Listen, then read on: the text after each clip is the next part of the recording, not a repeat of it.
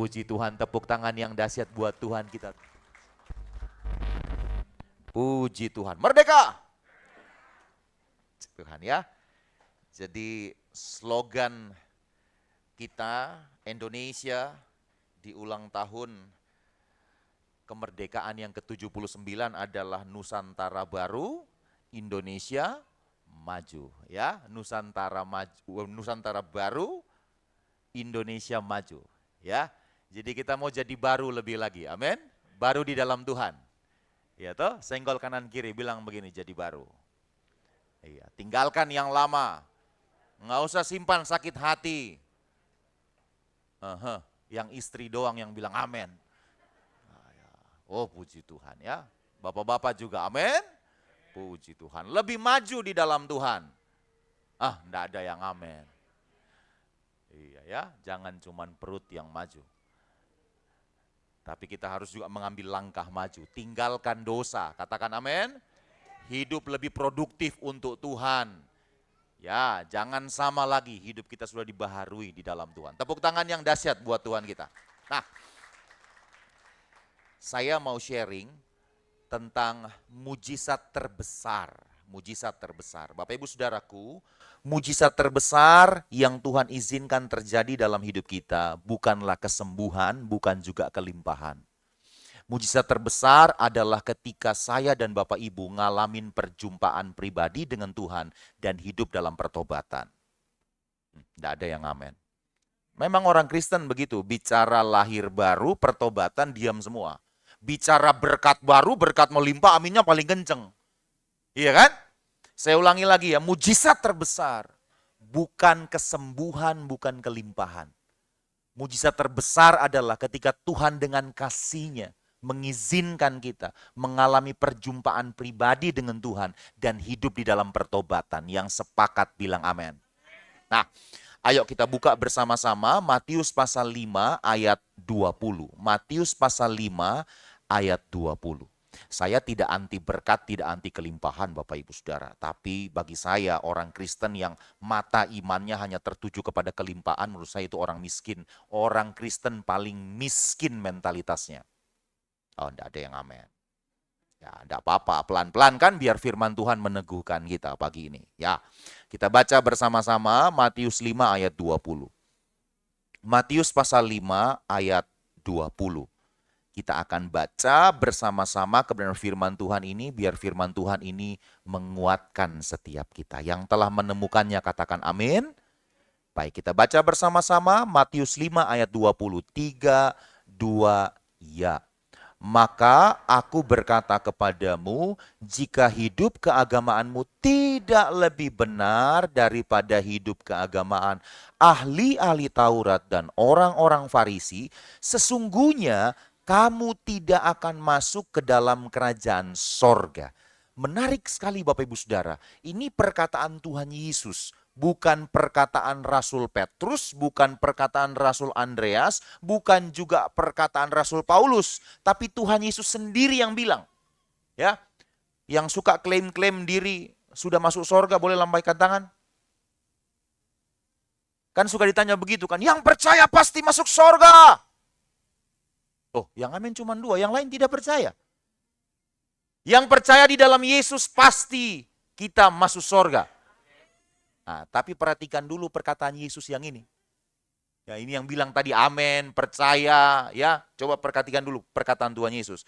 Maka aku berkata kepadamu, jika hidup keagamaanmu tidak lebih benar daripada hidup keagamaan ahli-ahli Taurat dan orang-orang Farisi, Tuhan Yesus bilang apa? Sesungguhnya kamu tidak akan masuk ke dalam kerajaan sorga. Namanya saja hidup keagamaan. Ini pasti sudah orang percaya, betul kan? Kan beragama, dia pasti orang percaya. Nah, tapi Tuhan Yesus bilang begini, enggak cukup cuman percaya. Oh, penting sekali Bapak Ibu Saudara, lahir baru itu percaya kepada Tuhan Yesus. Lalu mengambil langkah iman, tinggalkan hidup lama, hidup baru di dalam Tuhan. Katakan amin. Bapak Ibu dibaptis, mati bersama Kristus, dibangkitkan, Tuhan berikan hidup yang baru di dalam Kristus. Katakan amin. Itu langkah awal. Penting sekali. Makanya yang belum dibaptis, ambil keputusan untuk dibaptis. Oh, tidak ada yang amin. Atau semua sudah dibaptis. Amin? Ya, kalau ada yang belum dibaptis, segera ambil form pendaftaran, daftar mau dibaptis. Lahir baru dalam Tuhan. Katakan amin. Nah, ini kan semua orang percaya nih. Jika hidup keagamaanmu sudah percaya, Tuhan Yesus bilang, dah cukup cuman percaya. Kan kadang-kala kita begitu, kan orang Kristen mentang-mentang sudah percaya, oh saya pasti masuk surga. Tapi di toko suka tipu customer. Enggak, bukan jemaat di sini.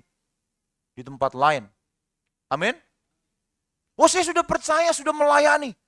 Kalau melayani dahsyat, hebat, luar biasa. Tapi pulang ke rumah, istri dibentak-bentak. Anak diomel-omelin terus. Sampai mertua juga dibentak-bentak. Ada yang berani bentak-bentak mertuanya di sini? Oh enggak ada. Si Tuhan.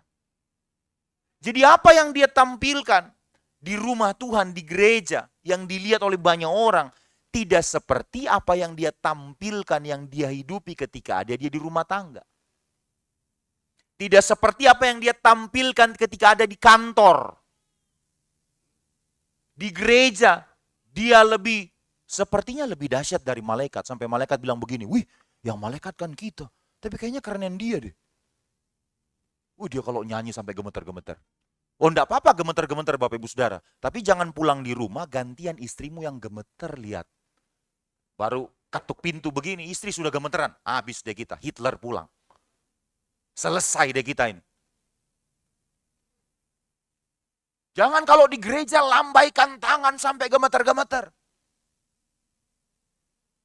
Tapi di marketplace, anak buahnya gemeter, lihat dia. Karena dimaki-maki, dibentak-bentak, diperlakukan tidak adil, diperlakukan semena-mena. Enggak ada di sini yang begitu. Amin. Semuanya seperti Kristus di sini. Kalau di gereja luar biasa, di rumah, di pekerjaan, di kuliah, dimanapun berada juga luar biasa untuk Tuhan. Tepuk tangan yang dahsyat buat Tuhan kita. Tepuk tangannya seperti belum merdeka begitu.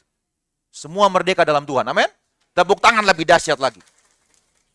Jika hidup keagamaanmu, nah ini, tidak lebih benar daripada hidup keagamaan ahli-ahli Taurat dan orang-orang Farisi, Tuhan Yesus bilang sesungguhnya kamu tidak akan masuk ke dalam kerajaan sorga.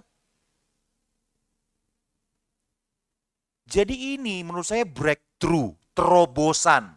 Jangan tinggal di dalam cara berpikir lama. Cukup hanya jadi orang Kristen sudah pasti yakin masuk sorga. Oh tunggu dulu. Tuhan Yesus bilang harus hidup dalam kebenaran. Nggak ada yang amin. Nggak cukup jadi Kristen. Ibadah, pelayanan, kekristenan Bapak Ibu tidak mengubah kehidupan Bapak Ibu. Yang mengubah kehidupan kita adalah perjumpaan dengan Kristus dan hidup dalam kebenaran. Saya ulangi lagi ya. Ibadah bahkan jadwal pelayanan yang padat merayap tidak mengubah hidup Bapak Ibu. Oh bagus ibadah, bagus pelayanan, bagus sekali. Itu yang Tuhan mau, katakan amin. Tapi ibadah, jadwal pelayanan yang begitu padat, tanpa perjumpaan pribadi dengan Tuhan, tanpa kita hidup dalam kebenaran, tidak ada artinya.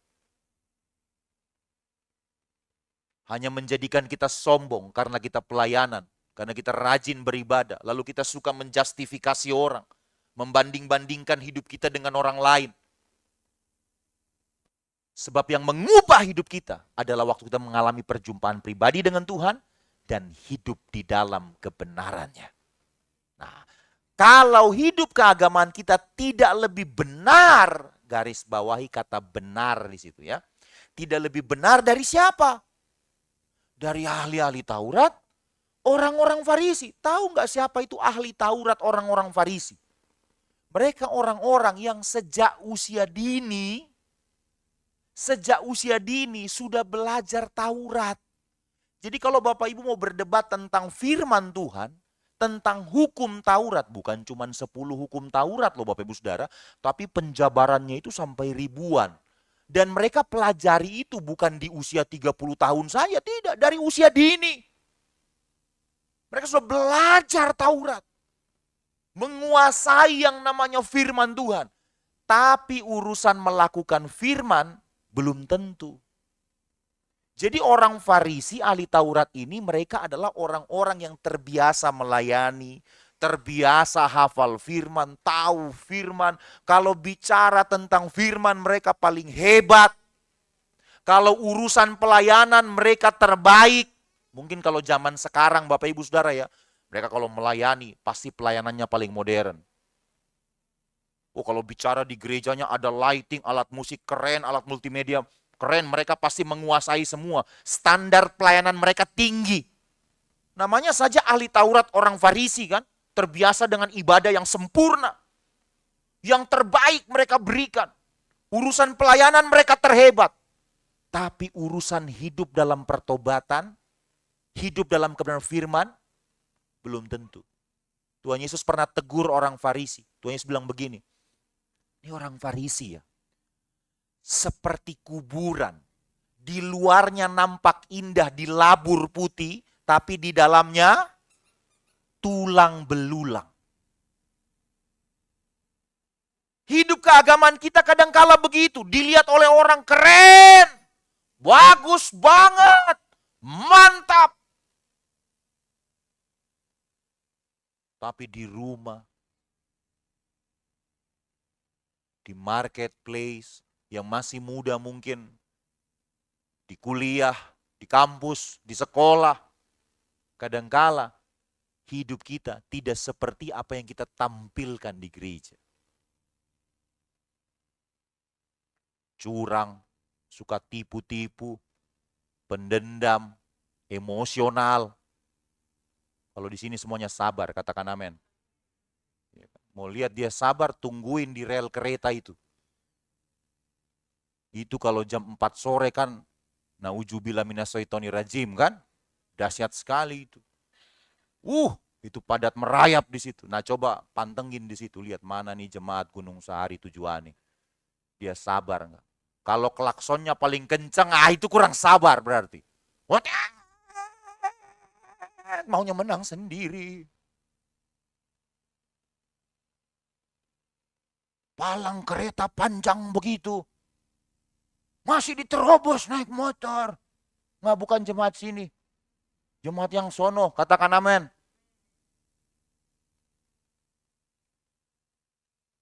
Senyum Bapak Ibu meyakinkan saya bahwa betul. Jemaat di sini semuanya taat hukum. Yang amin cuma 2 orang. Amin. Kalau hidup keagamaan kita tidak lebih benar dari orang-orang yang hebat pelayanan itu, yang namanya orang Farisi, yang hebat hafal firman itu, yang namanya ahli Taurat, kalau tidak lebih benar dari mereka, Tuhan Yesus bilang begini, enggak usah klaim-klaim diri masuk sorga lah. Tuhan Yesus bilang kamu tidak akan masuk ke dalam kerajaan sorga. Betul? Ayatnya begitu? Iya. Mohon maaf ya. Kalau hidup kekristenan kita selama ini dinina-bobokan. Yang kita dengar dari mimbar hanya kesembuhan, kelimpahan. Oh tidak apa-apa Bapak Ibu Saudara, tidak apa-apa. Tapi di sisi yang lain firman mengajar kita untuk hidup di dalam pertobatan, hidup dalam kebenaran. Katakan amin. Dan yang bisa hidup dalam pertobatan, hidup dalam kebenaran adalah orang Kristen yang mengalami perjumpaan pribadi dengan Tuhan. Mohon maaf ya Bapak Ibu ya, menguasai ayat firman tidak sama dengan hidup di dalam kebenaran firman. Tidak sama. Kalau kita hidup dalam kebenaran firman, saya percaya kita cinta baca Alkitab. Tidak ada yang amin. Kalau kita mengalami perjumpaan pribadi dengan Tuhan, saya percaya kita cinta akan firman Tuhan. Rajin baca firman, hidup dalam kebenaran firman. Tapi kalau sekedar menguasai firman, belum tentu ngalamin perjumpaan pribadi dengan Tuhan. Bisa jadi itu hanya menjadi kebiasaan saja. Tapi tidak mengubahkan hidupnya. Kenapa? Hanya jadi kebiasaan saja. Apalagi kalau hanya tuntutan saja. Jangan Bapak Ibu Saudara. Baca firman. Karena kita tahu waktu kita baca firman, kita ngalamin perjumpaan pribadi dengan Tuhan yang menguatkan kita, menuntun kita kepada kemenangan yang lebih dahsyat lagi. Tepuk tangan yang dahsyat buat Tuhan kita. Nah, kata benar di sini, kalau hidup keagamaanmu tidak lebih benar daripada hidup keagamaan ahli Taurat dan orang Farisi, kata benar di situ dalam bahasa asli, bahasa Greka, ditulis dengan kata dikaiosune. Apa itu dikaiosune? Kata benar dikaiosune itu artinya begini, benar menurut hukum-hukum Tuhan. Hukum-hukum Tuhan itu apa Bapak Ibu Saudara? Firman Tuhan, katakan amin. Jadi kata benar di situ bukan benar menurut khotbahnya pendeta A. Bukan benar menurut khotbahnya pendeta B. Ada nggak yang ngefans sama salah satu pendeta di sini? Zaman sekarang kan banyak pendeta-pendetaan. Karena zaman sosmed kan, nggak tahu dia sekolah di mana, tiba-tiba jadi terkenal. Ya bagus sih di sosmed kesempatan memberitakan Injil, katakan amin. Tapi kadangkala kita lihat ya, bukannya di sosmed itu jadi berkat, malah mereka jadi batu sandungan. Pendeta A nyerang pendeta B. Karena pendeta A merasa dia paling benar. Tidak ada yang lebih benar dari dia. Pernah lihat begitu? Di sosmed? Pendeta B bilang pendeta A tidak benar. Dia yang paling benar. Akhirnya jemaat yang nonton bingung. Mana yang benar ini? Bukannya jadi berkat, malah jadi batu sandungan. Nah, kata benar di sini, kalau hidup keagamaan saya dan Bapak Ibu Saudara tidak lebih benar dari ahli Taurat orang-orang Farisi, kata benar di situ bukan benar menurut pendeta A, pendeta B, bukan benar menurut sinode A, sinode B, bukan benar menurut pendeta yang keren itu yang sering tampil di YouTube. Tapi benar di sini adalah ketika hidup kita benar sesuai dengan hukum-hukum Tuhan. Jadi standarnya adalah firman Tuhan. Katakan firman Tuhan. Kalau ada orang bicara hebat, khotbah jago, tapi hidupnya tidak sesuai firman, senggol dia bilang begini, jangan cuma banyak bicara, bertobat. Kalau ada orang hebat pelayanan tapi hidupnya tidak sesuai firman, nggak usah dibentak-bentak. Tepuk pundaknya bilang begini, sadar, kerajaan sorga sudah dekat. Bertobat. Jadi kalau hidup keagamaan kita tidak sesuai dengan hukum-hukum Tuhan, tidak sesuai dengan firman, pelayanan kita, yang kadangkala kita bilang begini, pokoknya gerejaku paling hebat lah. Hidup keagamaan kita kan seringkali begitu kan. Kita kalau dengar pendeta yang kita kagumi, pokoknya ini segala-galanya, sudah dia paling hebat. Tidak ada pendeta lain yang lebih hebat. Saya kalau belum dengar khotbahnya pendeta ini, rasanya belum dijamah Tuhan. Kalau pendeta lain itu, ya dijamah tapi sedikit. Ini urapannya paling luar biasa. Padahal Tuhan bisa pakai siapa saja, katakan amin. Pendeta besar, pendeta kecil. Padahal nggak ada pendeta besar, pendeta kecil. Kalau ukuran bajunya L, M, XL ada. Besar di mata manusia belum tentu besar di mata Tuhan.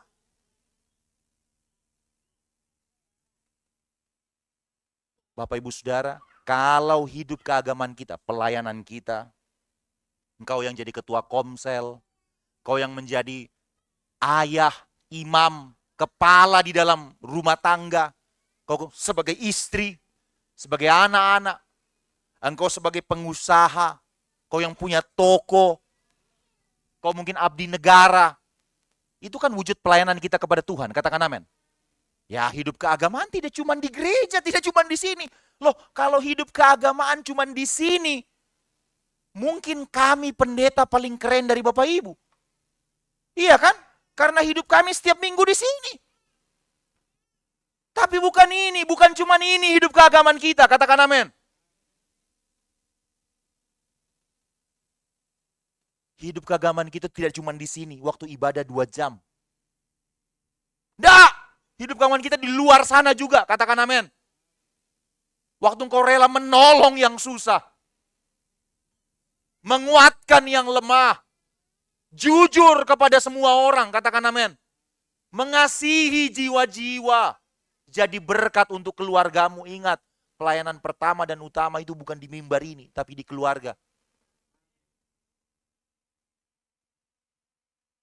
Kalau hidup keagamaan kita tidak lebih benar, tidak sesuai firman, pelayanan kita tidak sesuai firman, pelayanan hanya cari pengakuan, pelayanan hanya cari pengakuan dari orang lain, pelayanan hanya wadah untuk mencari keuntungan.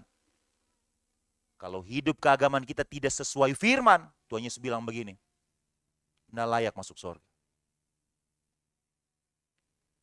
Tuhan Yesus pernah tegur Bapak Ibu Saudara. Ada salah satu kota di mana Tuhan Yesus banyak kali melakukan mujizat. Tuhan sering khotbah, ngajar di situ. Tuhan Yesus sering menyembuhkan yang sakit. Namanya kota Kapernaum. Pernah dengar nama Kapernaum? Ayo kita baca yuk. Matius pasal 11 ayat 20 sampai 24.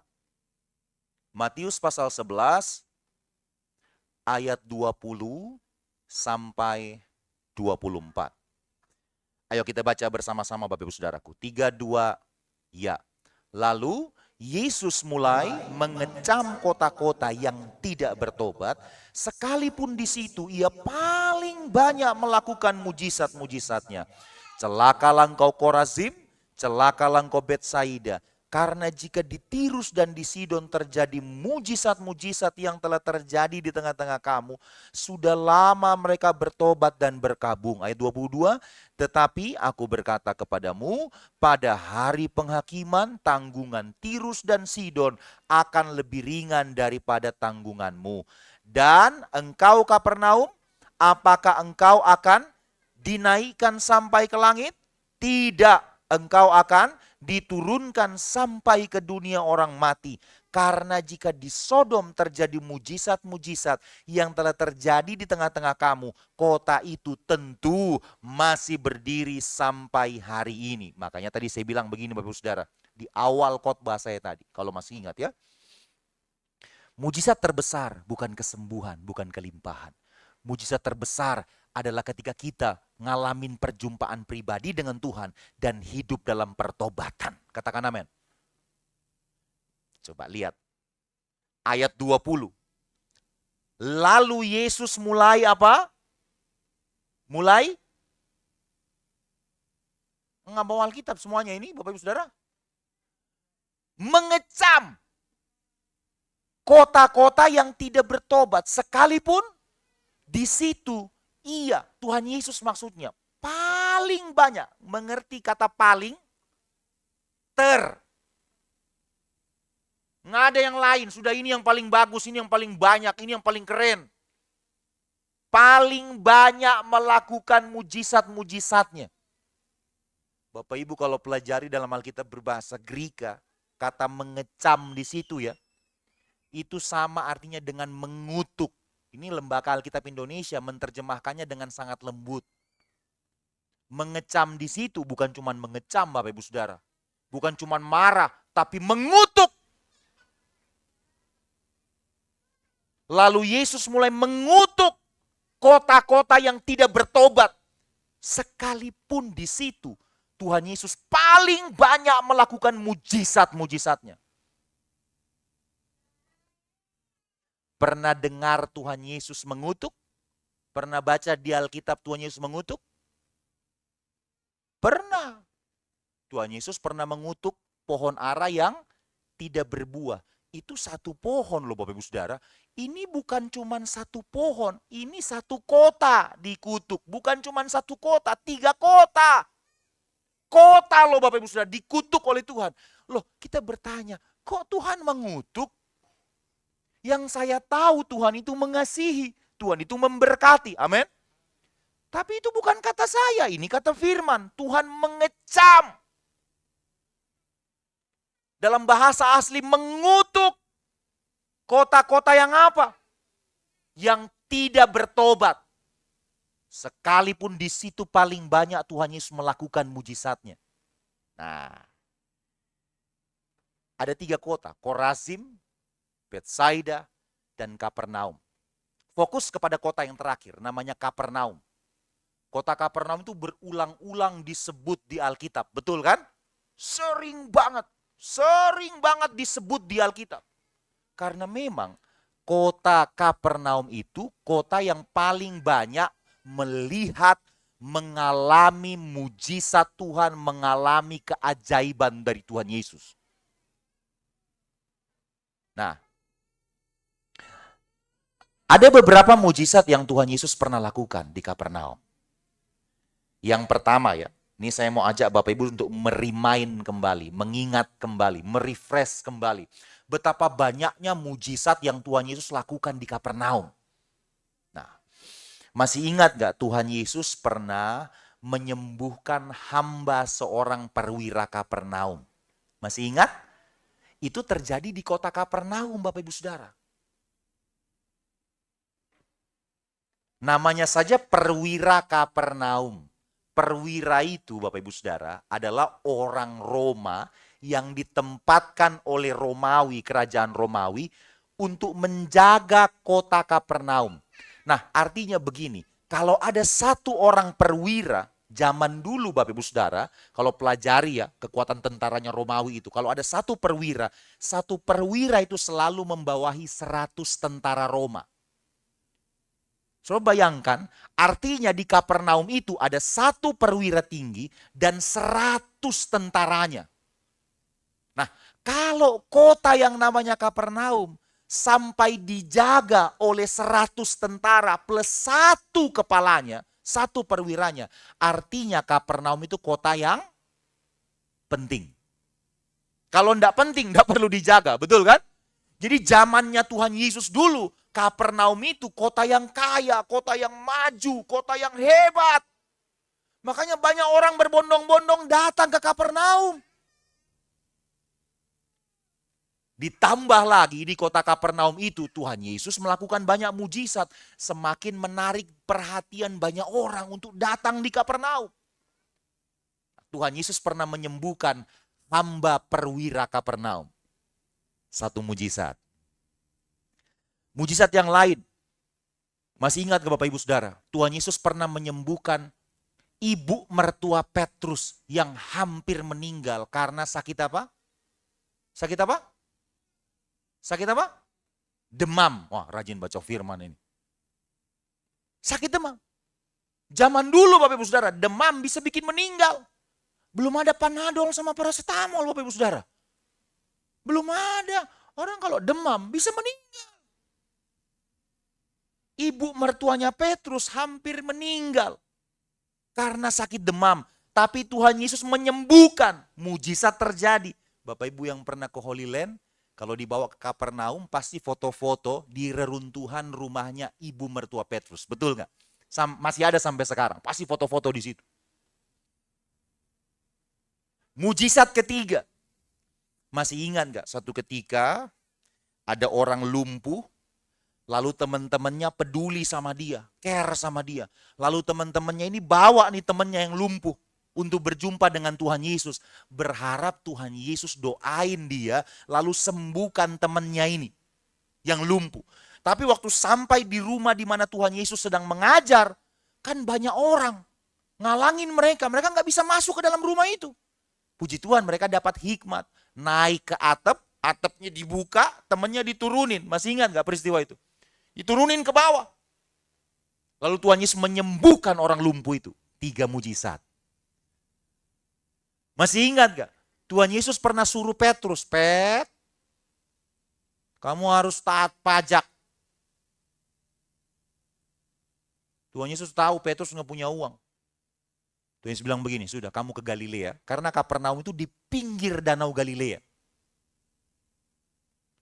Kamu ke danau, mancing. Kalau dapat ikan, buka mulut ikannya, di situ ada apa? Ada koin. Pakai bayar pajak. Ayo Bugem, habis ibadah kita ke Ancol mancing. Biar dapat banyak cuan. Banyak ikan kan kita buka, siapa tahu ada duitnya. Nggak bakalan Bapak Ibu Saudara. Sampai ayam tumbuh gigi. Mau 1000 ikan juga nggak bakalan ada di dalamnya ikan apa duit koin. Kecuali kalau dia salah makan kan. Dia makan koin. Kalau bukan mujizat, tidak mungkin Petrus mancing, dapat ikan, dibuka mulutnya, ada koin. Itu pasti karena mujizat, katakan amin. Itu di Kapernaum. Dan banyak mujizat yang lain. Berkali-kali Tuhan Yesus khotbah, Tuhan Yesus mengajar di sinagog. Sinagog itu rumah ibadat orang Yahudi yang ada di Kapernaum. Sampai sekarang masih ada tiang-tiangnya, sering foto-foto di situ. Kalau di kota Kapernaum.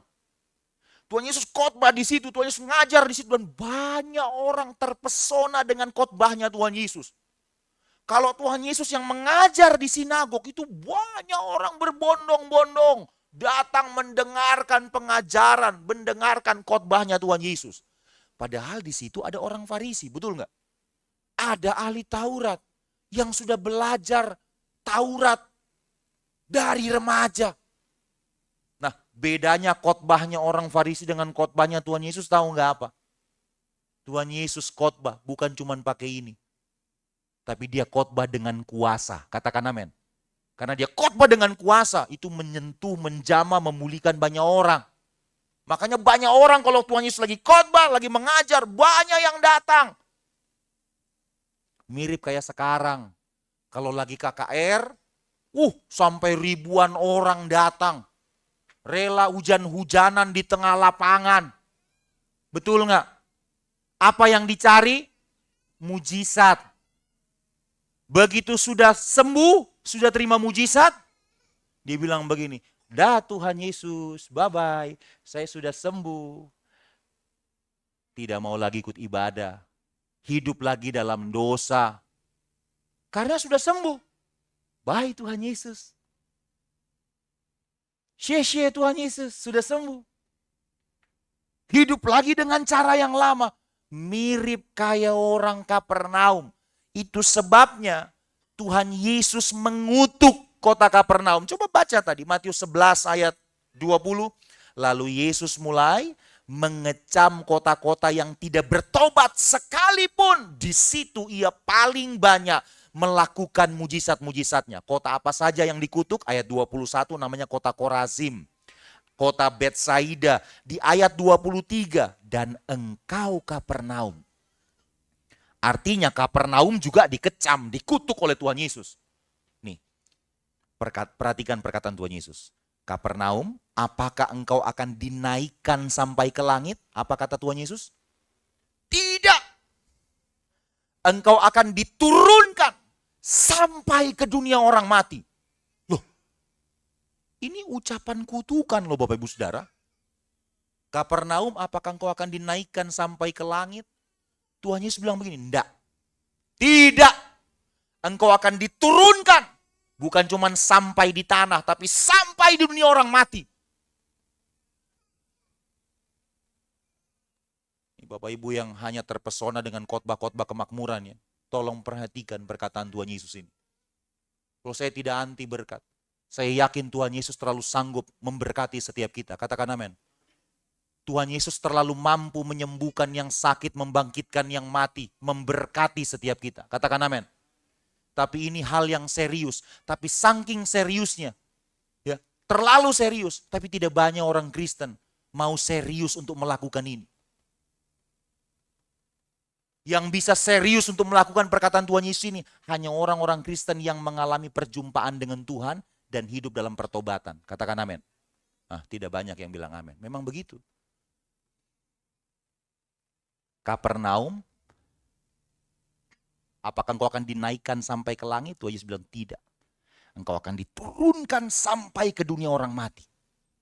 Padahal di kota Kapernaum, tadi saya sudah jabarin beberapa mujizat yang Tuhan Yesus pernah lakukan di Kapernaum. Kalau Tuhan Yesus mengajar, Tuhan Yesus berkhotbah, banyak orang bahkan dari kampung-kampung yang lain, dari kota-kota yang lain, berbondong-bondong datang. Tapi urusan hidup di dalam pertobatan belum tentu. Saya mau tanya Bapak Ibu Saudara, waktu Tuhan Yesus disalib, siapa yang menemani Tuhan Yesus? Ada orang Kapernaum di situ? Mana itu orang-orang Kapernaum yang sudah melihat mujizat? Melihat orang lumpuh sembuh. Di mana itu orang-orang Kapernaum yang sudah melihat Petrus mancing dapat ikan, dia buka mulutnya, ada koin. Di mana itu orang-orang Kapernaum yang melihat ibu mertua Petrus yang nyaris mati karena sakit demam, tapi disembuhkan oleh Tuhan Yesus? Di mana itu orang-orang Kapernaum yang melihat Tuhan Yesus menolong hamba seorang perwira Kapernaum? Anugerah Tuhan terjadi dan hambanya itu sembuh. Di mana mereka? Waktu Tuhan Yesus disalib, siapa yang ada bersama dengan Tuhan Yesus? Hanya Maria ibu Yesus dan murid kesayangannya, namanya Rasul Yohanes. Yang lain kemana? Kabur. Sudah ditolong Tuhan, dah Tuhan Yesus, sudah. Nggak mau lagi ikut ibadah, yang penting sudah sembuh. Baik Tuhan Yesus, nggak mau lagi pelayanan, yang penting sekarang sudah kaya. Dulu saya miskin, sekarang Tuhan Yesus sudah berkati saya. Ah, nggak apa-apa lah, agak malas-malasan dikit pelayanan. Senggol kanan kiri bilang begini, jangan sampai dikutuk kayak Kapernaum. Mohon maaf Bapak Ibu ya, Kapernaum itu bukan sekedar dikecam, tapi dikutuk karena tidak hidup dalam pertobatan. Mau mujizat, tapi tidak mau hidup dalam kebenaran. Mau kelimpahan, mau berkat, tapi tidak mau hidup dalam pertobatan. Makanya Tuhan Yesus bilang begini, Kapernaum, apa engkau akan dinaikkan sampai ke langit? Tidak. Engkau akan diturunkan sampai ke dunia orang mati. Pak, Bu, apa yang Tuhan Yesus katakan pasti akan terjadi. Katakan amin. Kita lihat, apakah perkataan Tuhan Yesus yang terjadi? Kalau Bapak Ibu ke Holy Land, semua tour and travel pasti akan bawa rombongan, bawa kita ini untuk ke kota, mengunjungi kota Kapernaum. Pasti itu, semua tour and travel pasti akan bawa ke kota Kapernaum. Masih ingat nggak Ibu Gembala? Di depan kota Kapernaum itu, di kota Kapernaum, di pinggir Danau Galilea, di bagian utara Danau Galilea, itu kan di depannya ada gerbang besar. Lalu di gerbangnya itu ada tulisan, Town of Jesus, kotanya Yesus. Masih ada sampai sekarang itu. Jadi biasa kalau ibu-ibu Indonesia, mama-mama ya, ibu-ibu Indonesia, kalau kita bawa rombongan Indonesia, biasanya itu agak berbeda dengan ibu-ibu Eropa. Kalau ibu-ibu Eropa tidak terlalu tertarik foto-foto. Mereka lebih tertarik dengarkan penjelasan tour guide tentang sejarah dari kota ini. Mereka fokus tuh. Tapi kalau ibu-ibu Indonesia enggak begitu. Mereka lebih suka foto-foto. Makanya kita kalau sarapan di hotel, sebelum jalan yang di Holland tuh, wah semuanya sudah cantik semua. Bajunya keren-keren. Waduh sudah make up, rambut sudah di blow. Tujuannya apa? Mau foto-foto. Beda dengan ibu-ibu Eropa, ala kadarnya mereka cuma pakai sepatu sport, kadang pakai celana pendek, baju kaos, karena mereka mau mengunjungi kota-kota bersejarah. Ibu-ibu Indonesia tidak, mau foto-foto. Jadi di gerbang kota Kapernaum itu yang ada tulisan The Town of Jesus, kotanya Yesus. Biasanya di situ lama Bu Gembala, foto-foto, satu-satu difotoin. Dan tahu yang siapa yang menjadi tukang fotonya? Saya. Jadi tugas saya di sana Bu Gembala dua. Sebagai abuna, pembimbing rohani, dan sebagai fotografer. Semua nyodorin handphone. Abuna tolong fotoin. Oh siap. Fotoin. Cekrek. Lama tuh Bapak Ibu Saudara. Bayangin kalau ada 25 ibu-ibu di situ. Enggak mungkin satu ibu cuman satu pose, betul kan? Begitu dicekrek, dia harus lihat dulu. Coba Abuna lihat dulu. Ah, kurang bagus ini Abuna, angle-nya dari sini. Jangan angle kiri, harus kanan. Katanya kalau kiri nggak cantik dia, harus angle kanan baru cakep. Kalau satu ibu-ibu 10 cepretan kali 25, udah 1 jam itu Bapak Ibu Saudara. Udah, habis foto-foto, saya bilang sudah. Nanti kita foto-foto lagi. Kita mau masuk ke kota Kapernaum. Ada gerbangnya. Begitu buka gerbangnya, masuk ke kota Kapernaum. Yang pernah ke Holy Land pasti tahu. Sejauh mata memandang, kiri, ke depan, ke kanan. Jangan ke belakang, karena ke belakang kan gerbang. Keluar lagi dong. Ya kan? Ke kiri, ke depan, ke kanan. Sejauh mata memandang. Ingat Bu Gembala apa yang dilihat di kota Kapernaum? Reruntuhan. Puing-puing. Reruntuhan. Kota yang dulu kaya, tadi saya bilang sampai dijaga oleh 1 perwira dan 100 tentara. Kota yang hebat zaman dulu. Sekarang puing-puing. Bandingkan dengan kota yang lain yang sering disebut dalam Alkitab. Pernah dengar kota Nazaret? Sering disebut di Alkitab. Hari ini Bapak Ibu kalau ke Nazaret, pasti dibawa ke Nazaret juga. Kalau ikut rombongan. Di Nazaret itu nuansanya seperti Eropa. Di Nazaret tuh enggak banyak gedung-gedung tinggi, banyak gedung-gedung klasik. Jadi cakep banget, mirip kayak di Eropa. Ada gereja besar namanya Gereja Maria. Wih, klasik sekali, keren banget. Maju sekali, berkembang, indah sekali kota Nazaret hari ini. Masih ingat Kana enggak? Kana. Tempat Tuhan Yesus mengubah air jadi anggur. Masih ada sampai sekarang, udah diberkati Tuhan luar biasa. Kotanya maju, kotanya indah sekali, mirip kayak Eropa. Tahu Yerusalem? Ada di Alkitab hari ini, bukan Old Yerusalem ya. Old Yerusalem itu tempat di mana bait suci pernah ada itu. Tapi di sekelilingnya, kalau Old Yerusalem memang dijaga Bapak Ibu Saudara. Tidak boleh bangun gedung-gedung yang megah, tidak boleh. Untuk mempertahankan originalitasnya. Tapi di sekeliling Old Yerusalem, wah itu Yerusalem keren banget. Maju banget, keren banget. Persis kayak Eropa. Tel Aviv jangan tanya lagi. Wah udah maju sekali Bapak Ibu Saudara. Nah kota-kota yang lain maju diberkati Tuhan, berkembang begitu dahsyat. Ada satu kota yang dulu menjadi kota yang hebat. Tapi hari ini tidak jadi apa-apa. Kota apa itu? Kapernaum. Buktikan sendiri Bapak Ibu Saudara.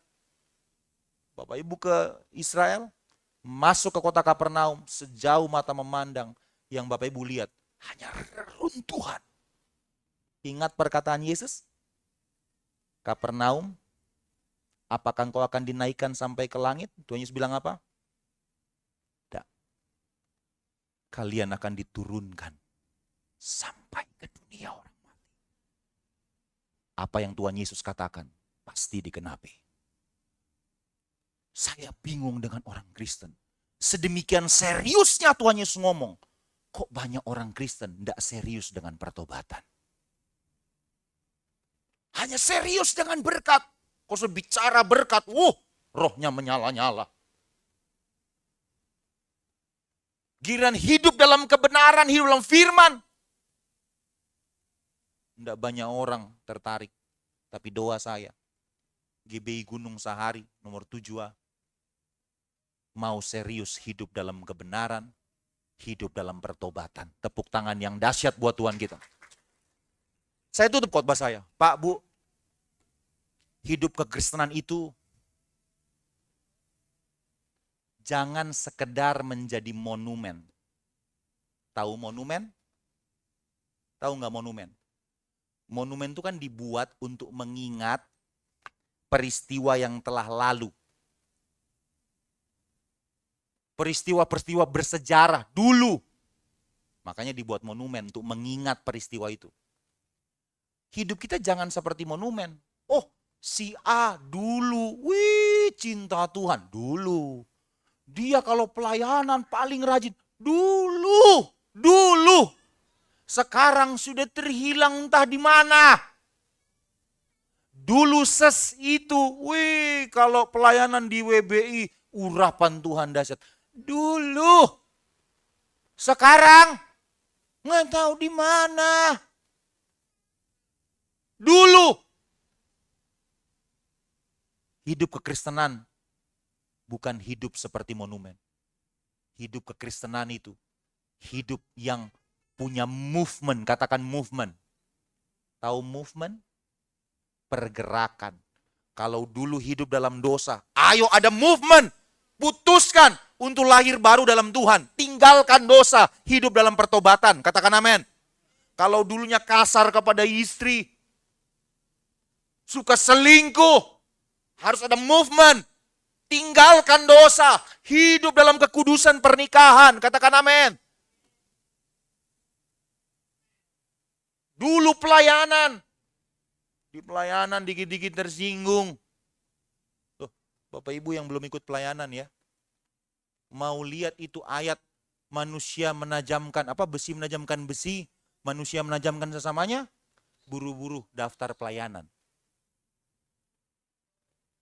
Kita udah datang paling pagi nih bro. Datang paling pagi nih, udah setting alat nih. Ya, si itu mana itu? Di telepon nggak diangkat. Di WA nggak dijawab. Tiba-tiba muncul aja 5 menit sebelum ibadah. Kesel nggak tuh? Bohong aja nggak kesel ah.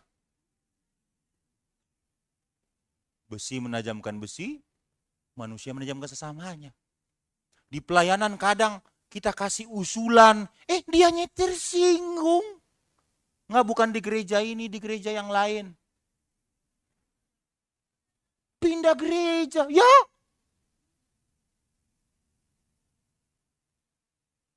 Ayo serius dengan Tuhan, katakan amin. Hidup dalam pertobatan, hidup dalam kebenaran.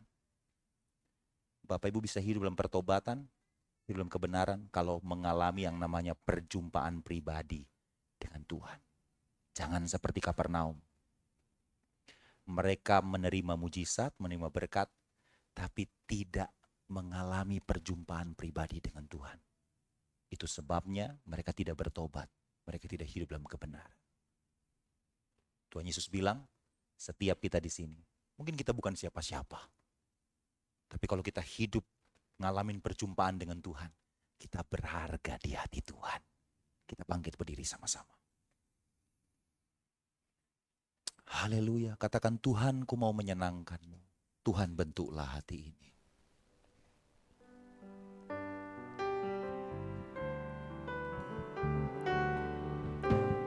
Tuhan, ku mau menyenangkan-Mu. Tuhan, bentuklah hati ini jadi bejana untuk hormat-Mu. Cemerlang bagai emas murni. Ya Tuhan, Tuhan, ku serahkan hatiku. Katakan semua ku berikan padamu. Kuduskan hingga tulus selalu, agar aku menyenangkan-Mu. Tuhan, ini kerinduan kami, menyenangkan-Mu, senangkan-Mu. Hanya itu kerinduanku. Oh, menyenangkan-Mu, senangkan hatimu. Hanya itu kerinduanku. Satu kali lagi dengan segenap hati katakan, oh, menyenangkan-Mu, senangkan-Mu. Hanya itu kerinduanku, menyenangkan-Mu. Haleluya, haleluya. Hanya itu kerinduanku, hanya itu, hanya itu kerinduanku. Satu kali lagi katakan, hanya itu, hanya itu kerinduanku.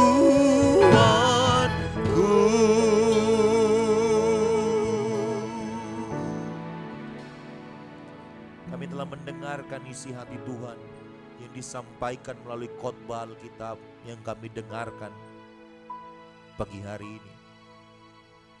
Yang Tuhan mau adalah kami hidup sungguh-sungguh di dalam pertobatan, hidup di dalam kebenaran. Kami tidak sekedar menjadi orang Kristen yang suka ibadah, suka melayani. Tapi pagi ini firman Tuhan bicara begitu tegas kepada kami.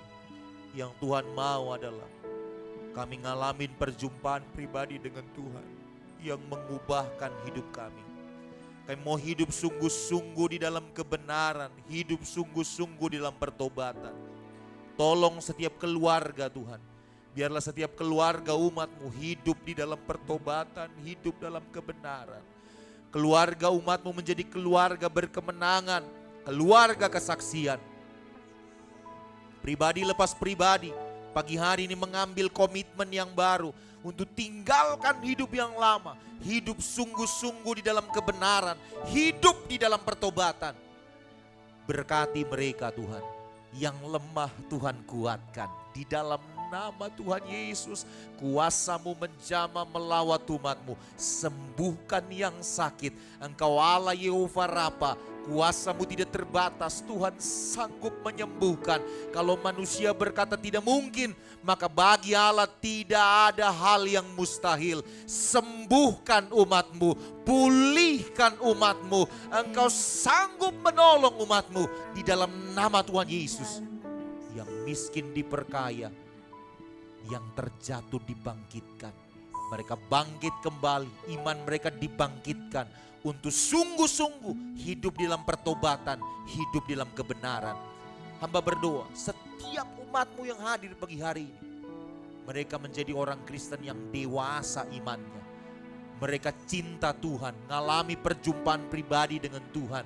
Mereka hidup di dalam kebenaran-Mu, hidup di dalam pertobatan. Terima kasih Bapa, kami bersyukur untuk firman-Mu. Kami tidak sekedar mendengar, tapi Allah Roh Kudus memampukan kami untuk menjadi pelaku-pelaku firman yang taat dan setia. Kami bersyukur, berkati gereja-Mu, GBI Gunung Sahari diberkati oleh Tuhan. Di sini banyak jiwa-jiwa dimuridkan untuk menjadi orang percaya yang tangguh imannya. Orang percaya yang hidup dalam kebenaran. Di sini penuaian besar itu terjadi. Banyak jiwa-jiwa dimuridkan, dimenangkan untuk kemuliaan Tuhan. Banyak keluarga-keluarga dipulihkan, dimenangkan bagi kemuliaan Tuhan. Generasi muda dipulihkan, dimenangkan untuk kemuliaan Tuhan. Kami bersyukur untuk kebenaran-Mu. Biarlah kebenaran-Mu itu seperti benih yang jatuh di tanah yang subur. Benih itu tumbuh, berakar, sampai berbuah lebat. Dan nama Tuhan diagungkan, ditinggikan di dalam kehidupan kami. Kami bersyukur dalam nama Tuhan Yesus. Yang percaya sama-sama kita katakan amin, amin, puji Tuhan. Silakan duduk kembali, Tuhan Yesus memberkati.